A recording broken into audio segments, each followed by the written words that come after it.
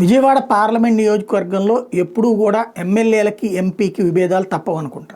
ఇదివరకు మైలవరం ఎమ్మెల్యేగా దేవినేని ఉమాతో కావచ్చు, లేకపోతే విజయవాడ వెస్ట్ వాళ్ళతో కావచ్చు, తిరువురు వాళ్ళతో కావచ్చు, అప్పుడున్న కేసినేని నానికి కూడా ఉండేది. ఆ ఎమ్మెల్యే క్యాండిడేట్లు తను చెప్పిన వాళ్ళని పెట్టమని చెప్పేసి చంద్రబాబుకి చెప్తే ఆయన ఒప్పుకునేవాళ్ళు కాదు. తన మనుషుల్ని వేరే వాళ్ళని ప్రోత్సహించేవాడు. వాళ్ళ విషయంలో తెలుగుదేశంకి కంప్లైంట్ చేస్తునేవాళ్ళు స్థానికంగా ఉన్నటువంటి ఈ నాయకులు. తద్వారా వాళ్ళిద్దరి మధ్యన విభేదం. ఇప్పుడు పేరు మారింది, నాని ప్లేస్లో చిన్ని వచ్చారు. ఇప్పుడు విభేదాలు. ఇప్పుడు తిరువూరు ఎమ్మెల్యేతో ప్రధానమైనటువంటి విభేదం.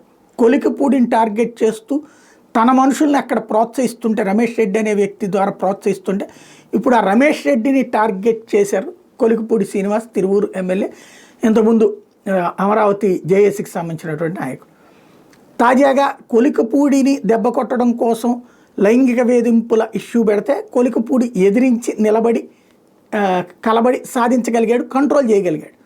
ఇప్పుడు ఈ రమేష్ రెడ్డికి సంబంధించి ఒక మహిళకి రుణం కావాలని, ప్రభుత్వ రుణం కావాలంటే ఆమెతో దారుణంగా మాట్లాడినటువంటి మాటలకు సంబంధించినటువంటి వాయిస్ వైరల్ అయింది.